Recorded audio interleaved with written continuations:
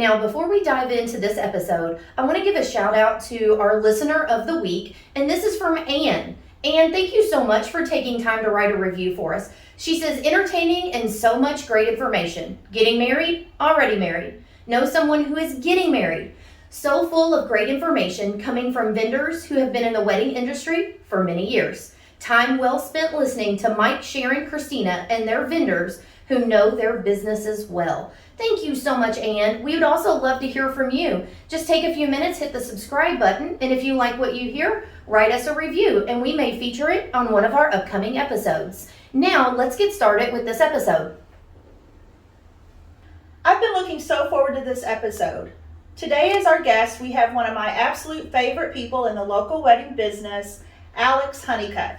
Alex is the owner of the Refinery, a business here in Southern Indiana, and honestly one of the people that, when I look back on starting my career, reached out to me and was one of the most welcoming and kind people that I met when I started my business. And he also is one of the most knowledgeable people that I have met in the wedding business. So I'm going to let him tell a little bit about himself, and we are going to dive into all of his information and pick his brain a little bit.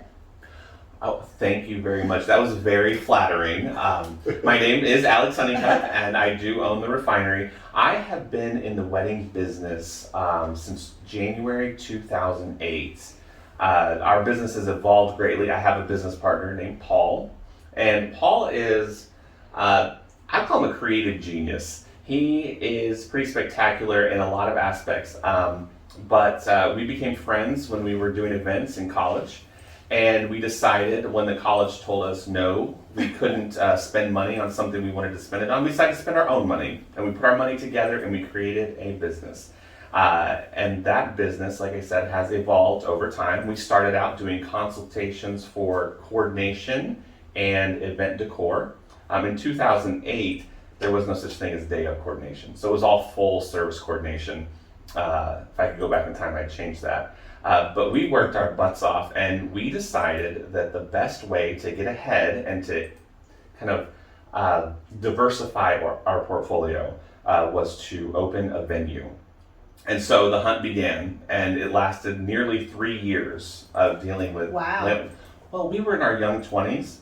We were in our early 20s, and there were a lot of people who didn't take us seriously. Sure. And so we got steamrolled by several landlords, and we finally got our hands on a space, and that worked out for about 5 years, and we opened another one, and that one once again 4 or 5 years, and they overlapped a little bit, and we did decor there, and it was great. I discovered that my least favorite thing in the world is loading and unloading a truck. And if you own the venue, you don't have to do that. And so that was something that we could offer our guests. That is something we could offer our clients, was decor services on site. And that we discovered was something we were really good at. So we decorated all over the country, but focusing on decorating our home per se was really where we found our niche. So fast forward to a few years ago, a couple of years ago actually, and we found the Refinery. So we sold and closed our other venues, and we focused on the Refinery, which is double the size of any venue that we had previously. And it is a place where we can be creative. And so we host a lot of events there, but we also decorate a lot of events there. But we definitely believe in an open vendor policy. So we can have people like Mike. I mean, Mike, in the last year, you've been there probably a dozen or more times. If not more, yeah. Right. And we like to work with a lot of different vendors. In fact, when people ask for recommendations, I don't just have a list. I don't want to just give out recommendations blindly, because I preach that not every client is right for every vendor, and not every vendor is right for every client. And so I want to ask some questions from the client, even on my tours, so that I can properly direct them where they should go. That's how we really push our open vendor policy. And we've discovered that having an open vendor policy is the key to succeeding in this market. And I know there are a lot of vendors, a lot of venues that like to use a lot of the same vendors over and over again because it's safe and easy. But it's not very easy to convince somebody to use a vendor they've never heard of or that wasn't recommended to them. It's a lot easier for somebody to come in and say, well, I had a friend who had a great experience with this vendor. Can we work with them here? And to say yes is the best. I love saying yes. I hate saying no. And a close second is yes, but. Yeah. Well, Alex, too, I mean, especially with it being your venue, I mean, what vendors are good to work with. I mean, you don't want to have vendors in there that comes in and doesn't follow rules and so on. So, I understand where you don't have to pick and choose your vendors, but when you have to say no, right. So you hate to say no, but you've maybe worked with them before or yes. not worked with them before or whatever it may be. So what I like to do is I like to give vendor guidelines. So there are some certain things that a lot of vendors have in common, a lot of great vendors have in common. One of those, very simple, but it could be a red flag. We ask for insured vendors. If a vendor doesn't care enough about their business to have insurance, do they care enough about your event to do a good job? Sure. And so I think that's really important. So I want insured vendors. And then of course I love experienced vendors. But I remember being the new kid on the block. I remember 13 years ago and a father he asked us, so we had a father of the bride, and he said, so what? You're like 21? He said, why am I going to give you $20,000 to decorate my daughter's wedding? And the only thing I could come up with was, well, I'm an Eagle Scout. And he said, okay, that's all I needed to hear. I found out later he was on the board. Anyway.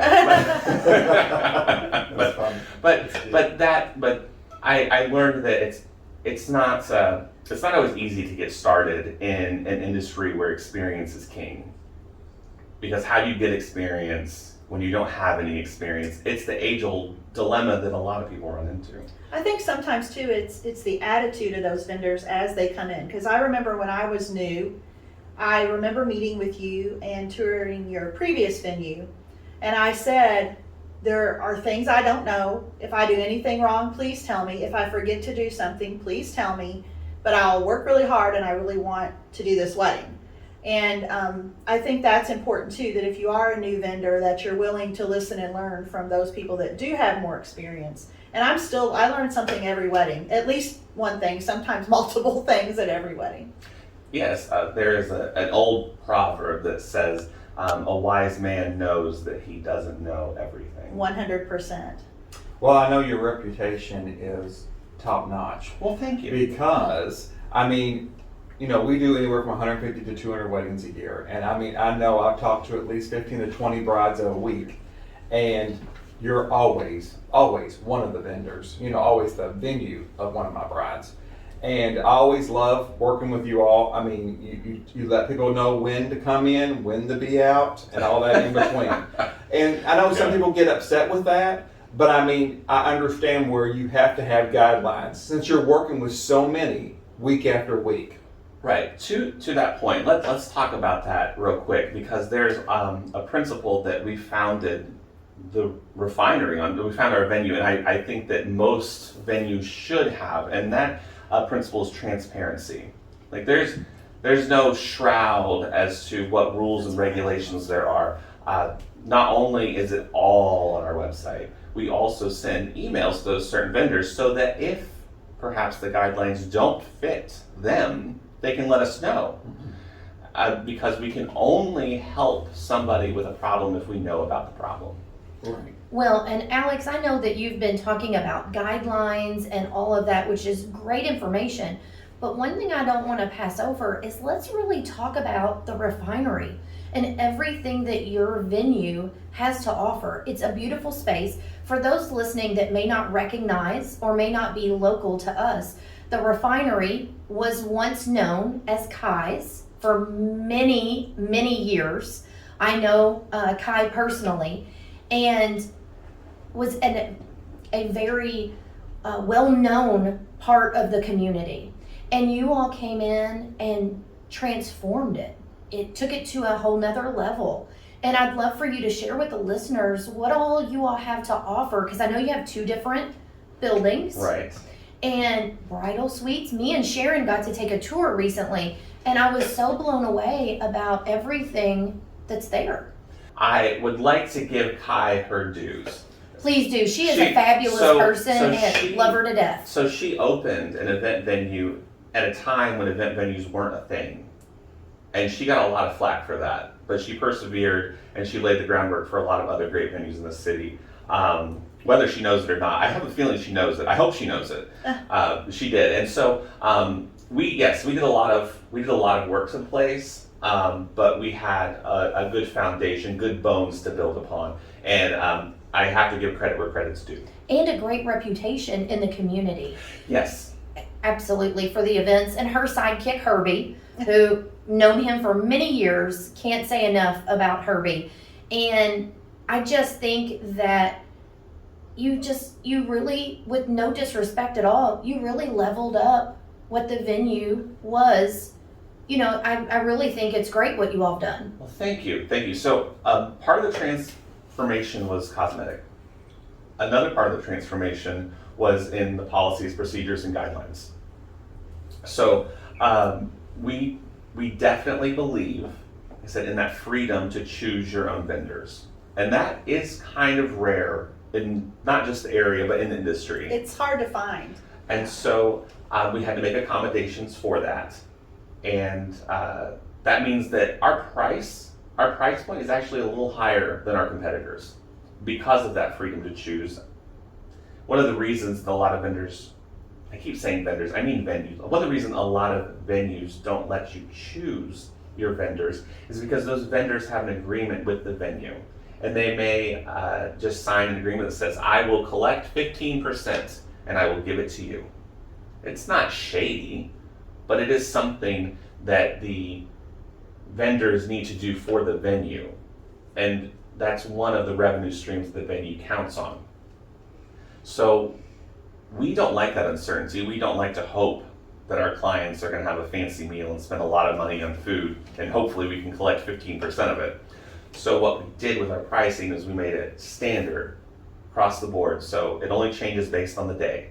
So Saturday's the most expensive because they are the most in demand, followed by Fridays. And then Sundays are the least expensive of the weekend days. And of course, weekdays are half or less. Let's talk about that a little bit. With all the reschedules from COVID and all of those kind of things, I've had some clients that they really want this certain venue, but it's booked on a Saturday, it's booked on a Friday. Are you seeing more and more people choose a weekday? Absolutely. I call it the COVID crunch. So our calendar has become crunched. So I would say, well, it's hard for us to really gauge because we opened less than a year before COVID hit. Okay, so we opened the refinery in May of 2019, and less than a year later, everything was flipped upside down, right? But we still had to reschedule 80 weddings from 2020 to 2021. So that created the COVID crunch. So every Friday, every Saturday, nearly every Sunday is booked. Absolutely booked. I can accommodate 2 weddings at a time. So I have weekends that have 7, 8 weddings. And you're like, Alex, but there's only 3 days and a weekend. Well, Thursday is the new Friday. And so we have weddings that are Thursday, Friday, and Saturday. And we have several weeks back to back where we have 7 or 8 weddings in a weekend to accommodate all of those moved weddings. And where I said earlier, gotta give credit where credit's due, I have to give credit to the brides. They've been through a lot. And I know, I helped plan my own wedding. I know it's stressful. And to have to pick up everything and move it, and we've had so many wonderful clients, they don't even, it's like they're trying to help us, and we appreciate it very much. It's a lot to juggle, but really great clients make it easier. What are some of the advantages that you see to having a weekday or a non-Friday, Saturday wedding? Oh, I love this because Thursdays are totally underrated. So, well, a Thursday wedding, first of all, let's talk. First of all, when a bride, she's trying to pick an unorthodox day, she says, well, people have to work. Yeah, all those adults that are coming to your wedding have to work. All those adults that can plan ahead and ask for a day off work, or 2 days if they like to drink a lot. Somebody who cares about that couple will be there. You're giving them 6 months to a year notice. They're going to make the accommodations to be there, even if they have to travel from out of town. Maybe they'll make a whole weekend of it. It's a long weekend. Right. You come to town on a Thursday, and then on a Friday you hang out with your relatives and family, and Saturday go see the town, and then you have all day Sunday to travel back home, and you're all refreshed for Monday back at work. You know, the job that was so kind to let you have a couple days off. I think that's amazing. And really, like you said, it could be the new Friday. Well, so number one, your guests will be there. Okay, they will be there. And the people who won't be there, well, thank your lucky stars. You just saved a couple $100 on each of their meals. You don't have to decorate for them. That's important. If somebody is willing to do that, then they definitely care about you. They're making accommodations to be at your wedding. That's great. Number two, all of us wedding vendors, a Thursday wedding, that is icing on the cake. Okay, when we planned out our fiscal year, we didn't plan on making money on Thursdays. But now that we get to make money on Thursdays, number one, we don't have to make as much because we weren't planning on working that Thursday anyway. I know we give a discount for Thursdays. I don't want to put words in anybody's mouths, but I would be willing to bet that some other wedding vendors would also give a discount to a Thursday. I actually have a wedding this year on a Thursday at your venue, and she got quite a hefty discount because I'm able to do her wedding on Thursday and still do my wedding that weekend as well. So it's like a bonus prize for me. Right, well, and a Thursday wedding is probably a little lower key too. Right. So it might be a little less work. Not to mention, a bride that's going to have a Thursday wedding may be a little more flexible. And flexibility is the name of the game. If you can be flexible when you're planning your wedding, you can do it with about any budget. Well, I think that's why you all are so busy, for one thing. It's because you are so flexible. And, you talking about your prices being a little higher. I mean, I know what your prices are, and I tell you what, I think your prices are great for what you get at your location. That's I mean, good to hear. the courtyard and the, what do you call it, the south side or? Oh yeah, so yeah, we have the north, the Refinery North, Refinery South, the courtyard in the middle, and then yes, we do have spaces for each of those, the north and the south side, for a bride to get ready. I mean, what you get for with the money that you pay for at your venue is amazing, and I think I can't say anything. I mean, it's above and beyond. Thank you. What you get there. I have to say, we got a little bit lucky when Kai retired. Like it truly fits like a glove. I mean, the space, it's a great design. Well, and it's not all me. Sorry. Talking about flexibility too, when I take a bride, when I first get hired and I take a bride for venue tours, one of the things they always love about the Refinery, first of all, they love the open vendor policy. They don't want to be told who they can hire to do their wedding. But secondly, the venue itself offers so much flexibility. If you guys can check it out on refineryevents.com. Yeah, the refineryevents.com. You'll see the spaces, and if a bride needs the whole thing, she's able to rent the north side, the courtyard, and the south. I just did a wedding this past weekend that did that. But if you're not having as big a guest count, or you just want to keep everything in one space, you have the option to just rent one side or the other. You have an option to do an outdoor ceremony in the courtyard. And I know as a local wedding planner, I'm super excited because you guys are opening up a third space. We are. Okay, so the COVID And I am crunch. on it. Well, that's it. The COVID crunch totally filled up our calendar. I have as many weddings in 7 months this year as I would in 12 in a normal year. And so we didn't have any space. People are calling, people are emailing, and we don't have anything to offer them. So while we were twiddling our thumbs being closed for COVID, we decided that we needed to expand. And so we are, it's a smaller space. We saw a trend towards smaller weddings. So this new space, we're calling it the Reserve, and it does only seat 120 people. And when I give a maximum for a venue, I always take into account a DJ, a dance floor, a bar, and a buffet. I feel like you're not going to have a wedding without at least 3 of those 4 items. And so we plan to have all of those in a space. So our spaces, and this is something when you're shopping around for a venue and they tell you the maximum guest count that you can have, ask them, does that include those 4 primary things? Can I have a dance floor? Can I have a DJ? Can I have a buffet and a bar?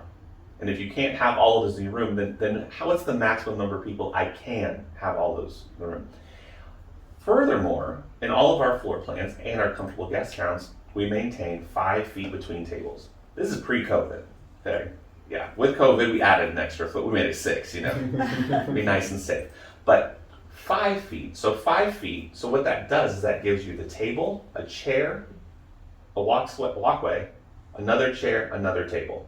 And you can push a cart through there. That gives you like 30 inches of walkway. And no matter how many people you have sitting at a table, if you don't maintain a distance like that, it's gonna feel crowded.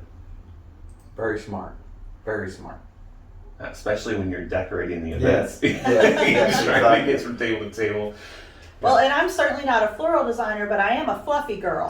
And I do not like to be put at one of those tables with 10 chairs and around, because I don't want to feel crowded. I want to stretch my elbows and enjoy my food. So I'm with Alex. You don't want to crowd those guests in those tables. Well, now let's talk about 10 people to a table. Okay, so I don't like it.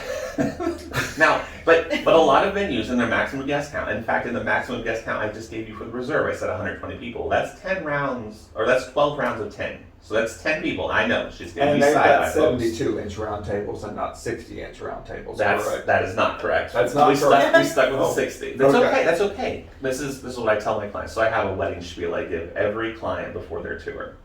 I tell them that the wedding is 60% about them, 40% about their guests. So it's important that, yes, they are the most important, but their guests are a big part of this.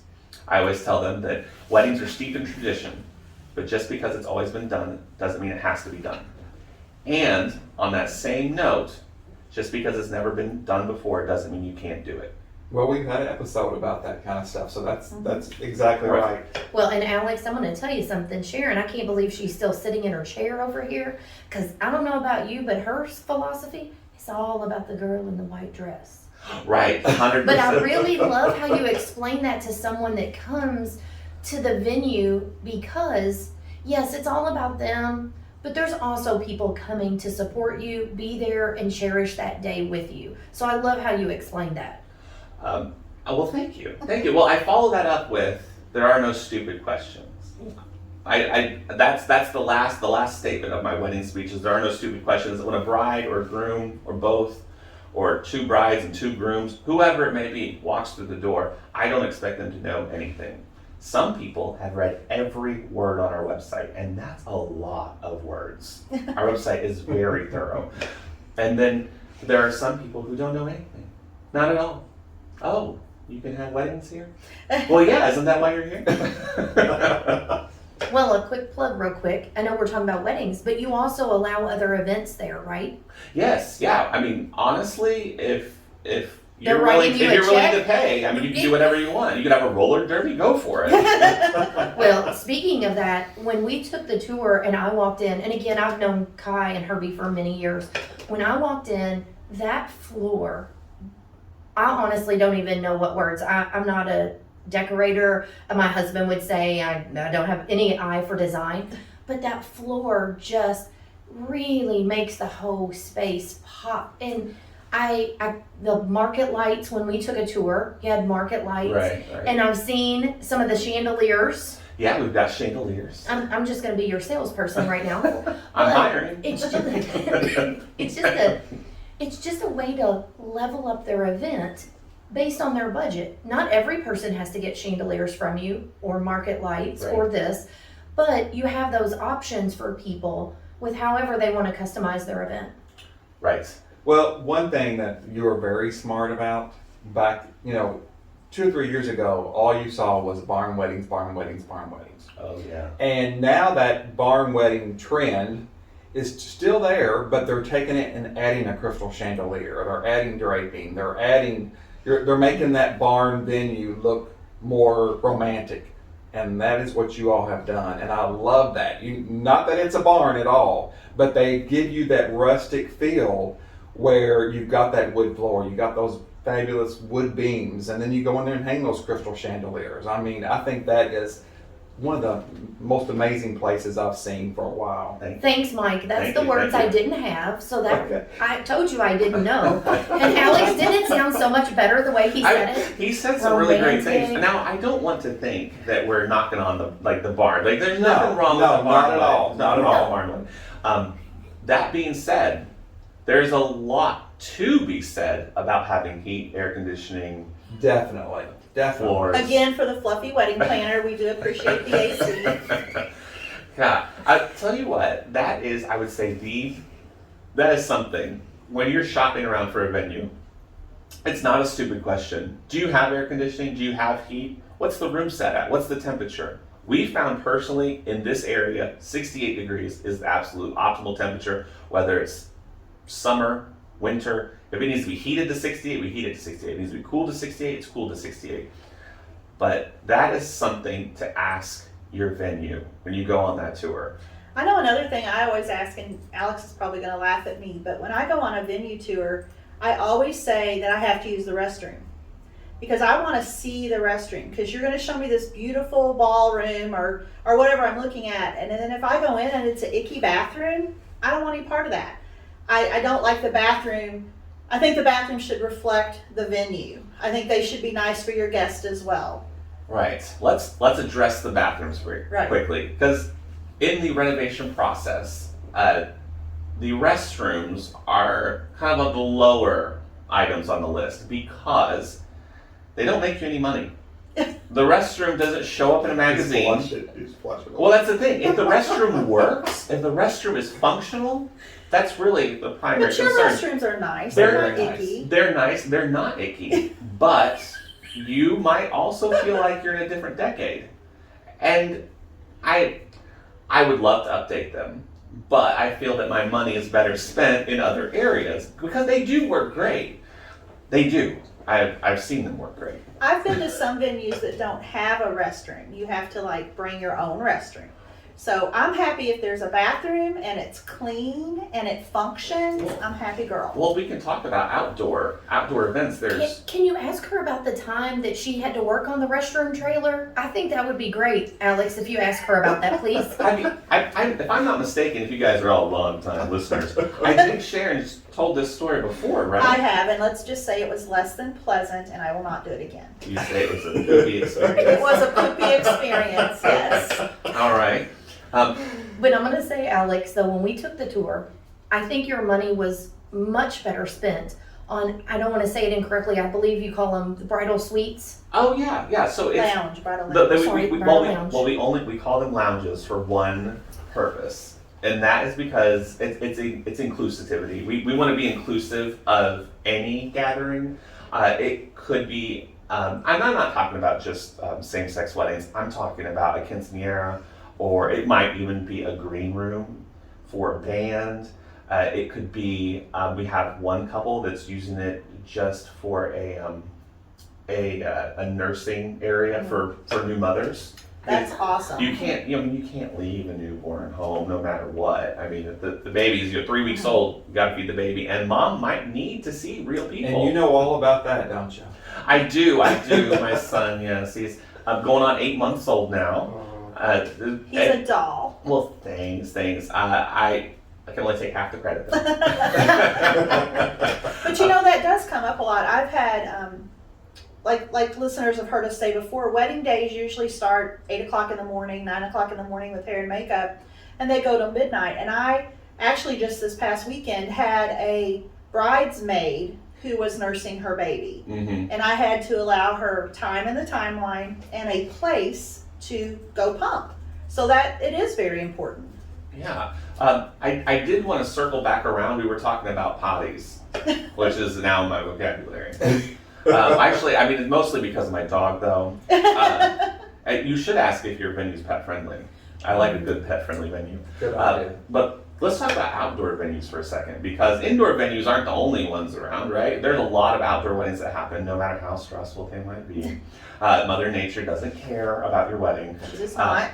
But when you're shopping for an outdoor venue, there are the 3 P's. I learned this from a planner a long time ago. She said, power, parking, potties.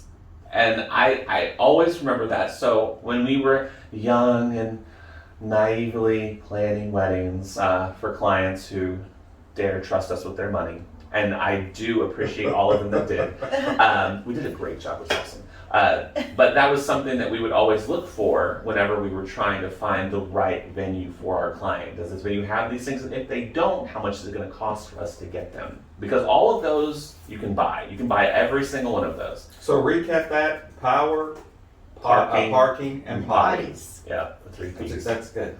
I actually love that tip because I'm doing an event right now and it's on private property, which you would think would save you a ton of money. But we have rented a fancy restroom trailer. Does it have chandeliers? It does. Boom.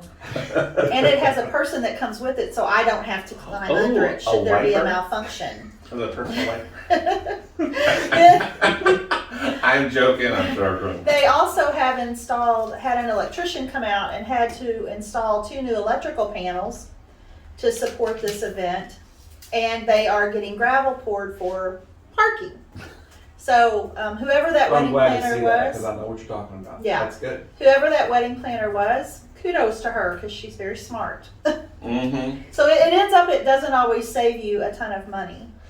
No, actually, building your own venue outside, basically what you're doing, could cost you more. I mean, even if it's on private property. Right. Or if you pay $400 to get a permit at the park. There are a lot of different types of venues, and when it comes down to it, a venue that specializes in the type of event that you want to hold will be the better value. Even if on the front end you think it sounds more expensive or it looks more expensive, because I'm having a wedding, it's the wedding pricing, it's more than the regular. Well, as a wedding, you're expecting higher level service, you're expecting certain amenities, and that venue has been tailor-made to provide those amenities to you that you are expecting.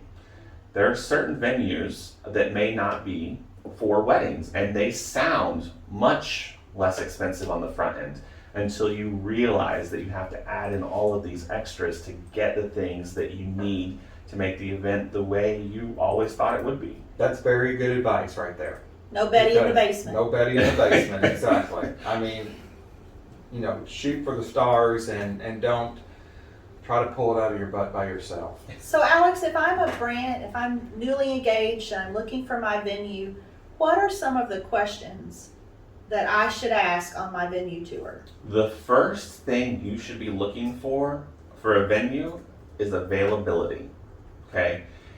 Don't call a venue or email a venue and say, my wedding is this date in September. I'd like to come for a tour. Do you have a venue for that day? Are you sure it's that day? And sometimes it's just a matter of wording, but there are a lot of people who think that if they call a year out, that day's gonna be available. And there are a lot of venues that book well over a year out. Now we limit it to 2 years because once you start booking further out than that, you're playing a really weird game with the future, and you have a lot of unknowns that can happen between now and 3-4 years in the future. I don't even know what price things are gonna be then. Right. Right. So the first thing would be have a date range in mind. Know what season you want to get married in. Do I want to have a summer wedding? Do I want to have a fall wedding? Spring? That's what you need to know. So then you're looking at a 3 or 4 month range, and a venue can work with that. So it's best if the venue picks the date for you. Well- Well, give them a month. I want to get married in September. What are you available? Right. Or You when can are even available? say I want to get married in July July, August, September. What Saturdays do you have available in July, August, September?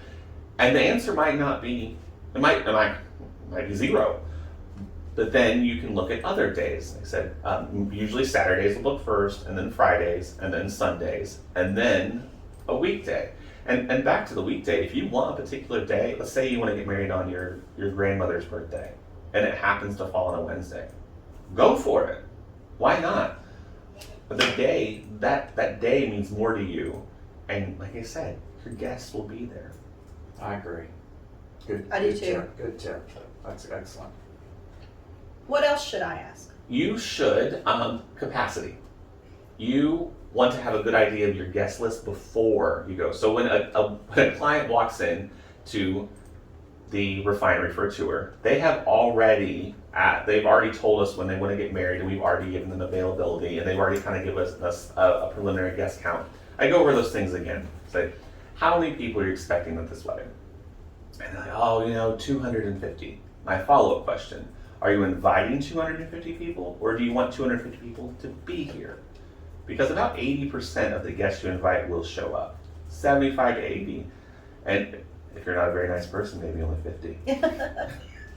I've seen it happen before. I've seen I it have happen. too, many times. And there are some people that are just overplanning. It's not that they're not nice people. They're just too nice. They're planning on more people. Like they're planning on like the whole church coming. Right. Yeah. So there's that. I would also have. I would hope that you would know how much the venue costs before you even schedule your tour. That should be in your inquiry. You should, if you don't know from the website, you should ask that venue before scheduling the tour about how much am I looking to spend at your venue and how much is it going to cost me. And if they have a food and beverage minimum of $20,000 and your whole budget's $25,000, you should probably look somewhere else. And that doesn't mean that you're not going to have a great wedding. There are lots of weddings planned for lots of different budgets. It just means it's not a good fit for you. I was just gonna say the information that you're sharing with people, if you're planning your event and just getting started, you've supplied great tips and things that how you've worded them. I really think it's going to be able to resonate with people, and they're really going to be able to take away quite a bit of that, because you get so caught up in the planning and the this and the that, but there's some really basic things, and most of the time everyone suggests you've got to find a place first. That's the first thing on the list. Yes, and that is why we actually don't have to spend very much money marketing these days, because people seek out a venue and they seek it out feverishly. It doesn't matter if you're on the first page of Google. If you're on the 5th page of Google, that bride will find you, because brides, especially today, and my generation, the generation after me, we are researchers. We will search and search and search until we get the information that we want. We will search for the answer we want to find. I know some other things that I always look at when I'm with a client on a venue tour is what's included. Are tables and chairs included, or am I going to have to rent those? Are linens included? Is that something that you always go over on a tour? Absolutely. I always point out the chair. So there are 3 big items that you need to consider in a room for the way the room is going to look, whether it is a gymnasium or a ballroom. The chairs. Okay? There are just as many chairs in that room as there will be people. That's a big thing. Okay? So make sure the chairs are nice. They're going to be in every picture, whether you like them or not. So you better like them. Good tip. All right? The tables. The tables are the biggest items in the room. How are you going to decorate them? What shape are they? What colored linen goes on them? That color better be a color in your wedding, because it's going to be in every picture. Do enough tables come with to accommodate your guest count? I just had that happen a couple of weeks ago. I had to rent tables because a venue only supplied 2 6-foot tables and I needed 11.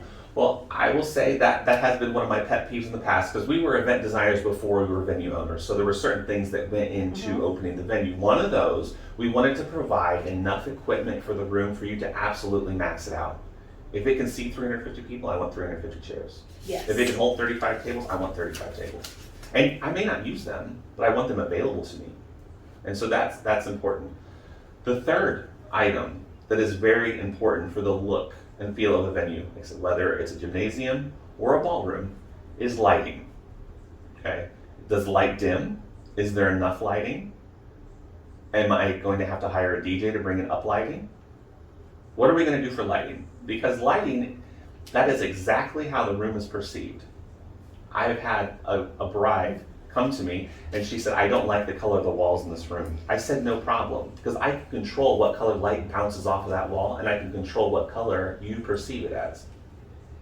You know, something else that you all do that I love, because like I said, since I do so many weddings over there, I'll have brides come to me and say, oh Mike, I saw this picture and they've got these beautiful hanging arrangements and these crystal chandeliers, and can you do that?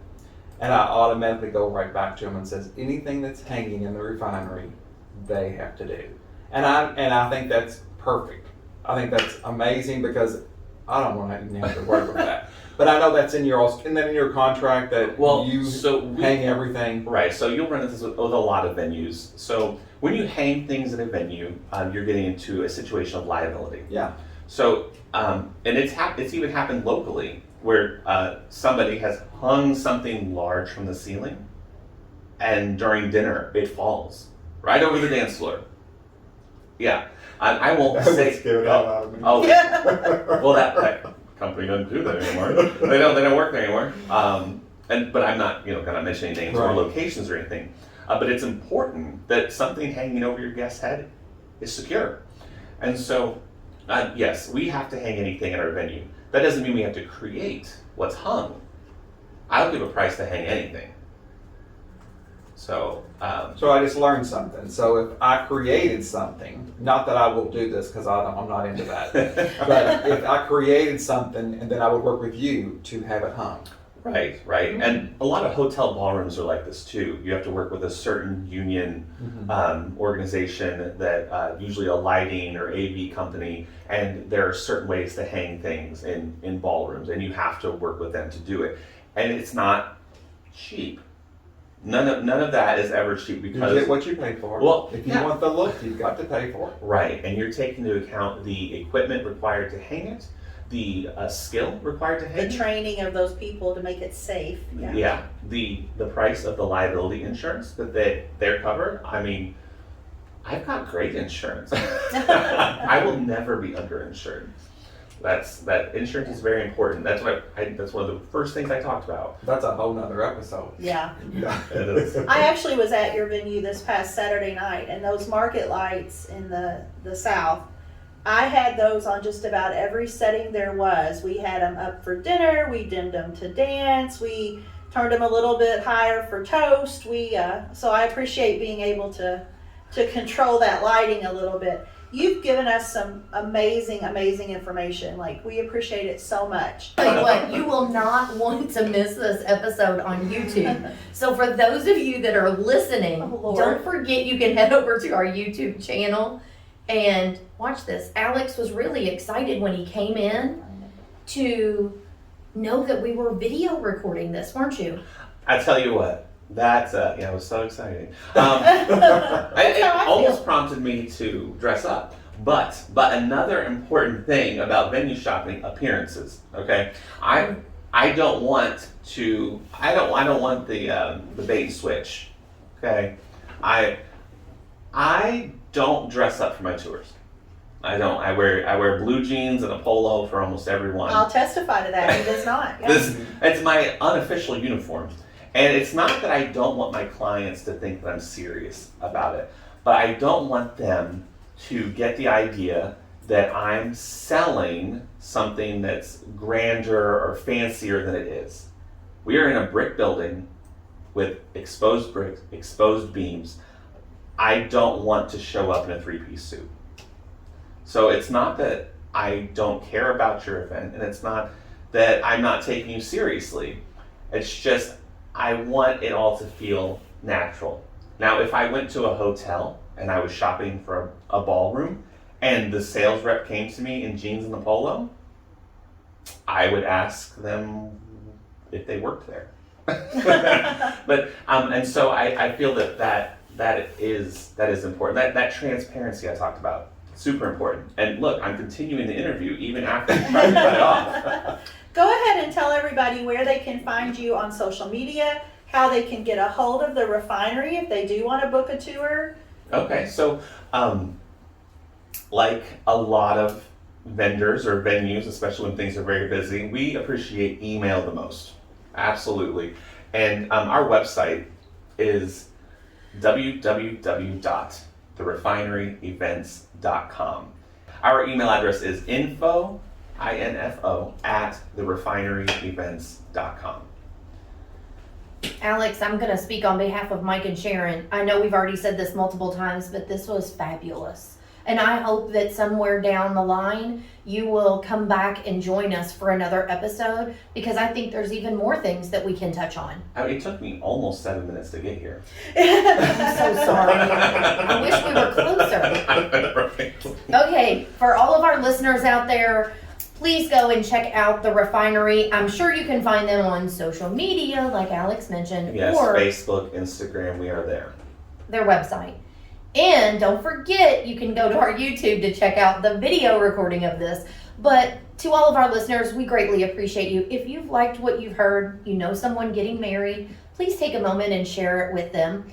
Also, you can always visit our website, theringthebling.com, for past episodes or to listen to this one, as well as on your favorite podcasting platforms.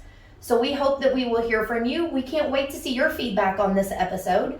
And just make sure you take a few minutes and write us a review. Until next time, everyone stay safe. Thank you so much, Alex. Thanks, we really Alex. appreciate Thank you, it. Alex. Well, Thank you. It was my pleasure. Thank you. Thanks. This episode of The Ring, The Bling, and All the Things was brought to you by The Wedding Experts, whose mission is to connect engaged couples easily and efficiently to local wedding experts. Visit theweddingexperts.love to connect with your local wedding vendors, as well as access valuable resources to help you plan all the details for your big day. If you are a wedding professional, there are affordable and effective advertising opportunities available to you by visiting theweddingexperts.love/advertise.